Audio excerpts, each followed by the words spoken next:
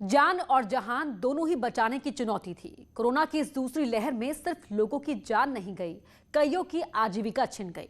यानी कई मोर्चों पर बड़ी चुनौतियां सामने थी। न्यूज 18 की टीम ने इन चुनौतियों से निपटने के तरीकों, उठाए गए कदमों का विश्लेषण किया और यूपी के ऐसे 4 जिलों का चयन किया है जिन पर सबसे ज्यादा दबाव था। गौतम बुद्ध नगर, मथुरा, लखनऊ और वाराणसी, ये वो 4 जिले हैं जहां दबाव के बीच लोगों की जान बचाने के लिए काम किया गया। आप पूछेंगे कि इन 4 जिलों के चयन का आधार क्या है, कैसे माना जाएगा कि यहां पर सबसे ज्यादा दबाव था, तो एक एक जिले के चयन का आधार समझिए।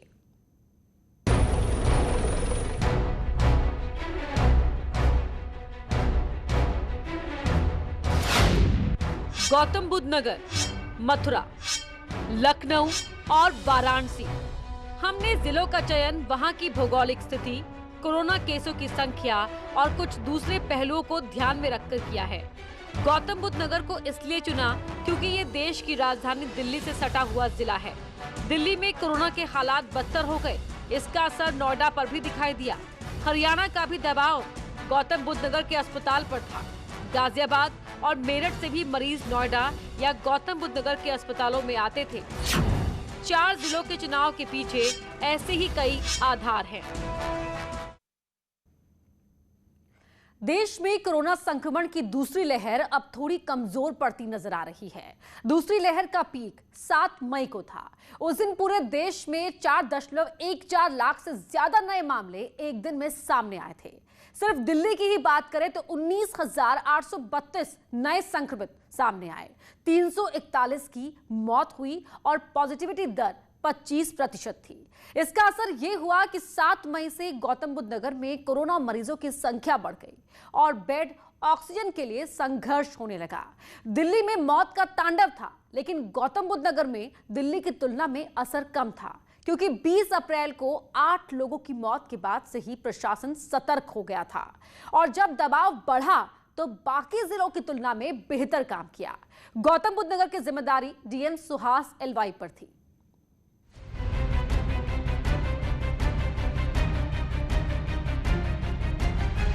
अप्रैल शुरू होते ही कोरोना भयावह रूप लेने लगा। लगातार नए संक्रमितों का आंकड़ा बढ़ने के साथ साथ मौतों का सिलसिला भी बढ़ने लगा था। गौतम बुद्ध नगर में 13 अप्रैल को 4 मौतें, 15 अप्रैल को 1 मौत, 16 अप्रैल को 2 मौत, 18-19 अप्रैल को 3 मौतें हुई। अप्रैल की शुरुआत में हर रोज करीब 100 लोग संक्रमित हो रहे थे, लेकिन 10 अप्रैल के बाद इस कोरोना के मामले 400-500 के बीच ही आ रहे थे। इसी बीच 20 अप्रैल को 8 लोगों की मौत से हड़कंप मच गया। इसके बाद गौतम बुद्ध नगर जिला प्रशासन के सामने हालात को संभालने की चुनौती बढ़ गई। अप्रैल माह में ऐसे समय आया था जब हमारी पॉजिटिविटी रेट 40% तक पहुंच गई थी और कंट्रोल रूम में 10,000 कॉल्स प्रतिदिन तक आने लगी थी। तो पूरे टीम ने मेहनत की। जितने भी लोग कोरोना से पीड़ित थे उनके घर तक दवा पहुंचाने के लिए स्ट्रैटेजी बनाई गई। ऑक्सीजन की जहाँ जहाँ आवश्यकता थी तो कोशिश की गई कि हॉस्पिटल में जो मरीज है उनको तथा होम आइसोलेशन में भी जो लोग हैं उन तक ऑक्सीजन पहुंचाने की व्यवस्था की गई। चुनौती ज़रूर बड़ी थी, परंतु अलग अलग लोगों को अलग अलग जिम्मेदारी दी गई। 20 अप्रैल के बाद से गौतम बुद्ध नगर में रोजाना 5,500 मरीजों की जांच हो रही थी। 3,000 एंटीजन और 1,500 आरटीपीसीआर जांच कर मरीजों की पहचान की जा रही थी। प्रशासन की कोशिश थी कि मरीजों को पहचान कर उन्हें घर पर ही मदद दी जाए। इसमें कंट्रोल रूम के लिए अलग जिम्मेदारी दी गई, टेस्टिंग टीम्स बढ़ाई गई, गांव में, शहर में, आरडब्ल्यूएस में। जनता बहुत आगे आके बढ़ चढ़कर हिस्सा लिया।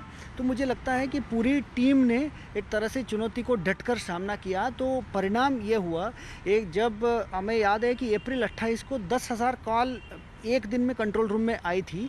वही अगर आप मई 2nd वीक में देखेंगे वो घट के सिर्फ 500 रह गई।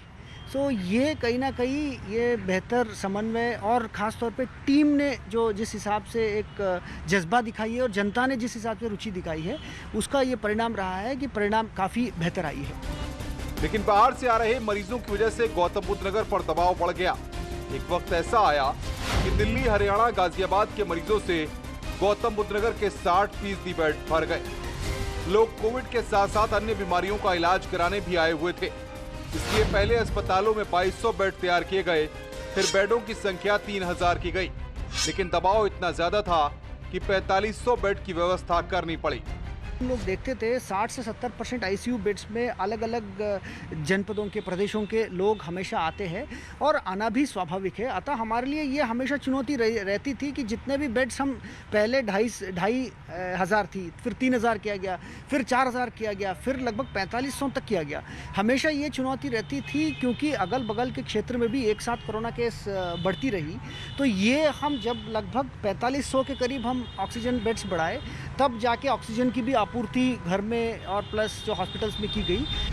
इतनी व्यवस्थाओं के बाद भी मई की शुरुआत में गौतम बुद्ध नगर की स्थिति ठीक नहीं थी। 4 मई को 1800 नए मामले सामने आए। 7 मई तक एक्टिव केस की संख्या और बढ़ गई। ऑक्सीजन की डिमांड 60 मीट्रिक टन तक पहुंच गई, जबकि प्रशासन बड़ी मुश्किल से 30 मीट्रिक टन ही उपलब्ध करा पा रहा था। अस्पताल और होम आइसोलेशन पर रह रहे मरीजों के लिए ऑक्सीजन की कमी होने लगी। इसके चलते कई लोगों की जान भी चली गई।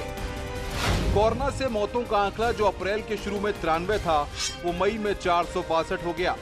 ये हमारी चुनौती अप्रैल तीसरे सप्ताह से लेकर मई प्रथम सप्ताह तक जो रही है, जो एक बेल कर्व में जो एक साथ केसेस बढ़ी 200 से वो 1600 तक गई, बट उसी तेजी से केसेस में घटोतरी भी आई। सीएम योगी के निर्देश पर गौतम बुद्ध नगर प्रशासन ने न सिर्फ बेड, ऑक्सीजन और रेमडेसिविर इंजेक्शन की व्यवस्था कर लोगों की जान बचाई, बल्कि बड़ी संख्या में वैक्सीनेशन कर लोगों को सुरक्षित भी किया। यूपी का पहला drive in vaccination Gautam Buddh Nagar में ही किया गया। गौतम बुद्ध नगर में अब तक लगभग 40% जनसंख्या को हम प्रथम डोज वैक्सीन हम लगा चुके हैं। 2011 के जो सेंसस से जो प्रोजेक्टेड पॉपुलेशन है हमारा 2021 तक, वो लगभग 21 लाख है। उनमें से लगभग 16 लाख ऐसे जनसंख्या है जिनको हमें वैक्सीन लगानी है। उनमें से 6 लाख से अधिक जनसंख्या को हम ऑलरेडी प्रथम डोज वैक्सीन लगा चुके हैं। प्रतिदिन हम लोग लगभग 20 से 25 हज़ार वैक्सीन लगा रहे हैं, जिसमें लगभग 12 से 15 हज़ार सरकारी वैक्सीन लगती है जो निःशुल्क है। लगभग 10,000 वैक्सीन जो प्राइवेट हॉस्पिटल्स लगाते हैं विभिन्न RWS में अथवा ड्राइव थ्रू के माध्यम से। गौतम बुद्ध नगर 3T फॉर्मूले का इस्तेमाल कर न सिर्फ कोरोना के असर को कम किया, बल्कि टीकाकरण अभियान चलाकर सबसे ज्यादा टीका लगाने वाले देश के चुनिंदा जिलों में शामिल हो गया। नोएडा से न्यूज़ 18 के लिए पवन गौड़ की रिपोर्ट। नोएडा के बाद हमने लखनऊ को चुना और वहां की चुनौतियों का विश्लेषण किया, क्योंकि दूसरी लहर में लखनऊ में सबसे ज्यादा कोरोना केसेस सामने आए। इसकी वजह लखनऊ पर बाराबंकी, लखीमपुर खीरी और आसपास के जिलों का दबाव। ज्यादातर लोग मरीजों को लेकर लखनऊ ही जाते थे, इसलिए यहां पर दबाव इतना था कि उससे निपटना आसान नहीं था। इसी बीच लखनऊ के डीएम कोविड पॉजिटिव हो गए तो चुनौतियां और बढ़ गई। ऐसे में लखनऊ जिला प्रशासन ने लोगों की कैसे मदद की?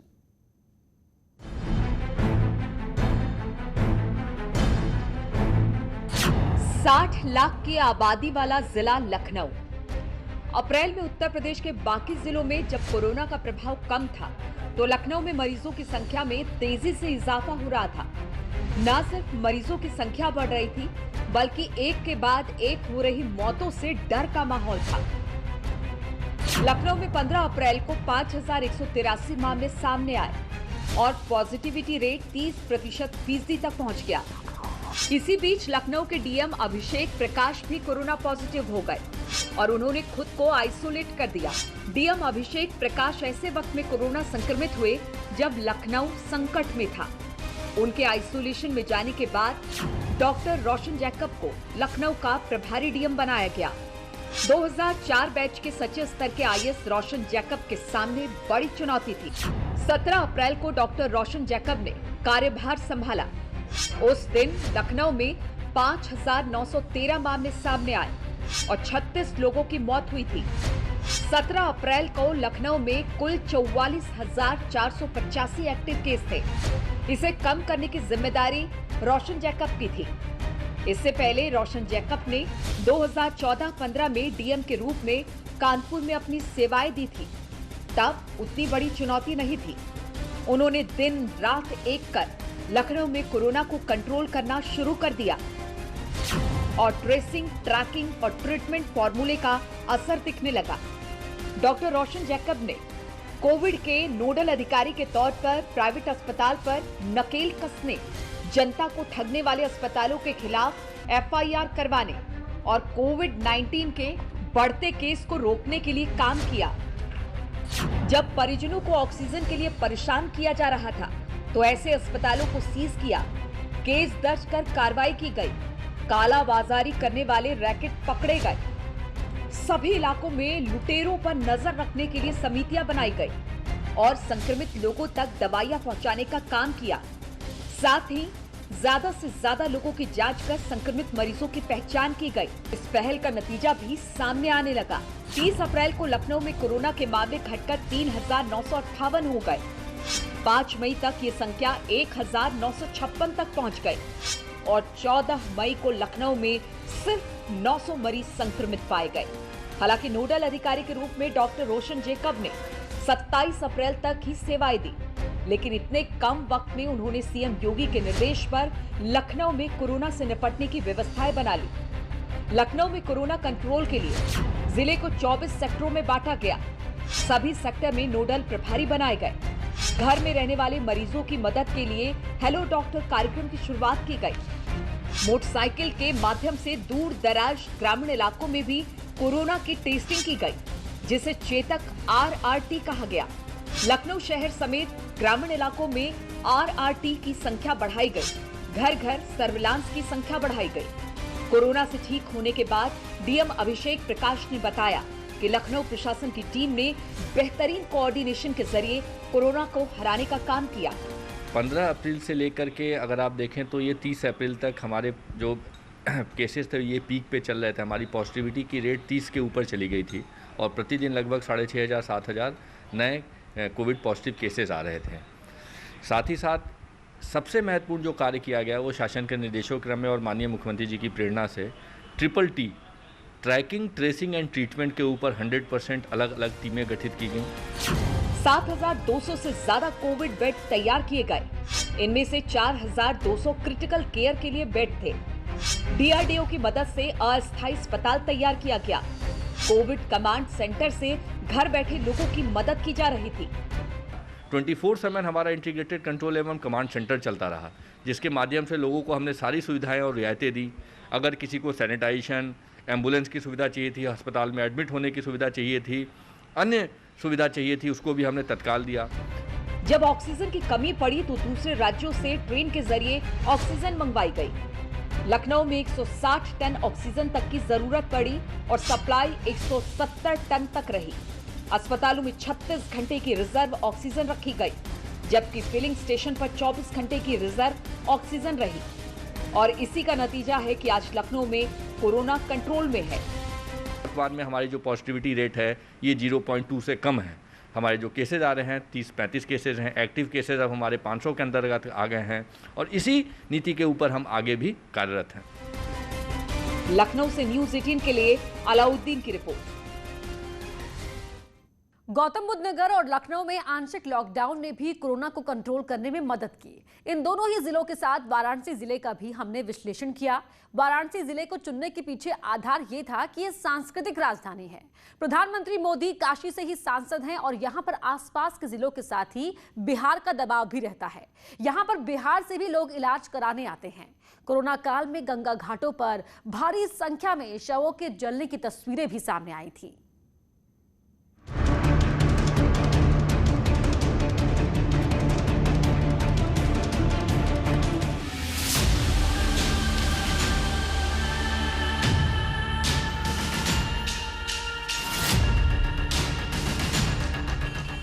यूपी का एक ऐसा जिला जो आम दिनों में भी कई जिलों के मरीजों की सेवा करता है। बड़े अस्पताल होने की वजह से यहाँ पर मरीजों की भीड़ होती है। महामारी में तो वाराणसी पर और लोड बढ़ गया था। हालांकि लखनऊ की तुलना में स्थिति ठीक थी। फिर भी 26 अप्रैल को कोरोना के 1,856 मामले सामने आए। 7 मरीजों ने दम तोड़ दिया था। 27 अप्रैल को 13 मरीजों की मौत हुई। 28 अप्रैल को 10 मरीजों ने दम तोड़ दिया। 29 अप्रैल को मरने वालों की संख्या 14 हो गई। पीएम मोदी का संसदीय क्षेत्र होने के नाते काशी पर सबकी नजर थी। आसपास के लोग भी यही सोचते थे कि काशी में सुविधाएं बेहतर हैं, इसलिए भीड़ बढ़ती जा रही थी। ऐसे में व्यवस्थाओं को बनाने में जिला प्रशासन की मुश्किलें बढ़ने लगी। तो अब की बार संक्रमण की दर में बहुत विशेषता ये थी कि अधिकतर पेशेंट्स को ऑक्सीजन की ज़रूरत पड़ी थी। पिछले संक्रमण में ऐसा नहीं था। अगर ये पिछले ही इन्फेक्शन की तरह होता तो बहुत आराम से ये संक्रमण की दर बहुत पहले ही थम सकती थी। चुनौती संक्रमण का बढ़ना नहीं था, लगातार हो रही मौतों को रोकना था, क्योंकि दूसरी लहर में मौतें ज्यादा हो रही थी। 30 अप्रैल को 1690 मामले सामने आए, जिनमें से 13 मरीजों ने दम तोड़ दिया। 1 मई को कोरोना के 1765 पॉजिटिव मरीज मिले, जिनमें से 15 मरीज की मौत हो गई। काशी प्रशासन इसी को रोकने में लगा था और इसके लिए कई फॉर्मूले पर काम करना पड़ा। ऑक्सीजन की आवश्यकता पड़ी तो पूरी की पूरी स्ट्रेटजी भी चेंज हुई। स्ट्रेटजी में सबसे पहले आवश्यकता पड़ी थी ऑक्सीजन की कैपेसिटी बढ़ाने की। दूसरी मैं बात करूं तो बेड की कैपेसिटी बढ़ाने की, चाहे वो सरकारी बेड हो चाहे वो प्राइवेट बेड हो। तीसरी बात करें तो मेडिसिन डिस्ट्रीब्यूट करा के जहां मरीज है वहीं उपचार करने की। चौथा अगर बात करें तो पूरा इंटीग्रेट करके उसको एक साथ सारी एक्टिविटीज़ को इंटीग्रेट करते हुए समस्याओं के समाधान की। और पांचवी बात करें तो रिसोर्सेज बिल्डअप करने की। बहुत तेज़ी से बहुत ज़्यादा रिसोर्सेज बिल्डअप किए गए। एक एक करके बात करें तो ऑक्सीजन की रिक्वायरमेंट जैसे हुई तो ऑक्सीजन के प्लांट्स चालू कराए गए, ऑक्सीजन के सिलेंडर खरीदे गए, ऑक्सीजन की गाड़ियाँ ली गई। बंद पड़े ऑक्सीजन प्लांट को चालू कराया गया। 25 वेंटिलेटर पीएम केयर फंड से आए। 170 ऑक्सीजन कंसंट्रेटर का इंतजाम किया गया। 1050 ऑक्सीजन सिलेंडर और मंगाए। 8 सरकारी और 52 प्राइवेट अस्पतालों में मरीजों को भर्ती किया गया। 10 दिन में नया ऑक्सीजन प्लांट लगाया गया। 800 बेड के लिए 1900 सिलेंडर थे, फिर 2000 बेड के लिए 4300 उपलब्ध कराए गए। डीआरडीओ की मदद से 750 बेड का अस्पताल तैयार किया गया। पहले चंदौली और मिर्जापुर से ऑक्सीजन आती थी, लेकिन जरूरत पड़ने पर ट्रेन से भी ऑक्सीजन मंगाई गई। अलग अलग अस्पतालों को एलोकेशन दिया गया और जैसे जैसे कैपेसिटी बढ़ती गई वैसे वैसे हम लोगों ने अस्पताल बढ़ाए। बेड की बात करें तो 400 बेड से हमने शुरू किया था और अब 2950 बेड हो गए हैं। 20 दिन के इंटरवल में करीब 2500 बेड बढ़ाना ये भी अपने आप में अचीवमेंट है। इसमें डीआरडीओ का अस्पताल भी शामिल है जो माननीय प्रधानमंत्री जी के मार्गदर्शन में यहाँ पे बना। तीसरी बात करें तो जब बीमार होने लगे लोग और अस्पताल भी नहीं पहुँच रहे थे तो घर घर जाके मेडिसिन किट की डिस्ट्रीब्यूशन कराना वो एक वृहद स्ट्रेटजी बनाई गई। और इसी का नतीजा है कि 2 मई को 1294 मरीज मिले और मरने वालों की संख्या 11 थी। 4 मई को मरीजों की संख्या तो कम नहीं हुई, लेकिन सिर्फ 8 मौत हुई और इस तरह 30 मई को सिर्फ 60 संक्रमित लोग मिले और मरने वालों की संख्या सिर्फ 3 थी। वाराणसी के बाद हमने भगवान कृष्ण की नगरी मथुरा वृंदावन को चुना। दिल्ली के करीब होने की वजह से यहां भी काफी मरीज दिल्ली और दूसरे राज्यों से पहुंच रहे थे। जब दिल्ली और गौतम बुद्ध नगर पर दबाव बढ़ा तो लोग दूसरे शहरों का रुख करने लगे। मथुरा दिल्ली और नोएडा से नजदीक था, इसलिए यहां पर भी दबाव बढ़ गया और दूसरी ओर हरियाणा और राजस्थान से भी मरीज मथुरा पहुंचे। सबसे बड़ी चुनौती यहां पर कोविड काल के वक्त मंदिरों की देखरेख की थी, लेकिन मथुरा भी इस चुनौती को पार कर गया। मथुरा के डीएम नवनीत सिंह चहल का परिवार भी कोरोना पॉजिटिव हो गया, लेकिन उन्होंने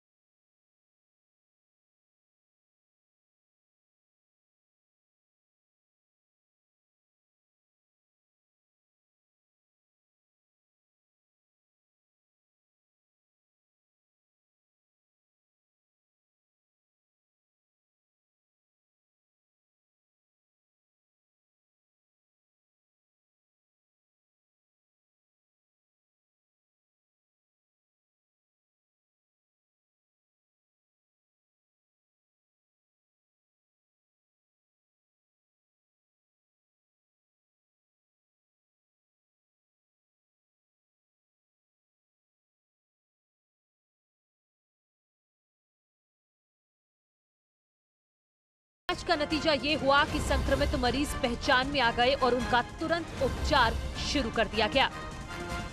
जैसे कि मैंने बताया, ऑक्सीजन की आवश्यकता इस सेकंड वेव में बहुत ज़्यादा बढ़ गई थी और उसके लिए हमने तेज़ी से निर्णय लेकर एक हमारा स्वर्ण जयंती हॉस्पिटल है IOCL के CSR प्रोजेक्ट के अंतर्गत हमने उसको तैयार किया। ऑक्सीजन पाइपलाइंस तत्काल एक सप्ताह में ही पूरे 100 बेड्स पर लगवाई और वहाँ पर मरीज़ों का आना शुरू हुआ। एक ये एडिशन किया हमने, यहाँ पर 2 मेडिकल कॉलेजेस पहले से ही हैं, वहाँ पर भी कैपेसिटी को इंक्रीज़ किया।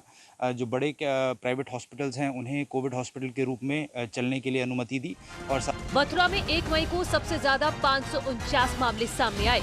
इसे बढ़ने से रोकने के लिए निजी और बंद पड़े सरकारी अस्पतालों को शुरू किया गया। वहां सुविधाएं बढ़ाई गई। सबसे ज्यादा समस्या ऑक्सीजन और रेमडेसिविर इंजेक्शन की थी। अप्रैल के आखिरी हफ्ते और मई में ऑक्सीजन की डिमांड 10 मीट्रिक टन थी। मथुरा में इतनी ऑक्सीजन नहीं थी, इसीलिए रुड़की, जामनगर, मोदी नगर से ऑक्सीजन लाई गई।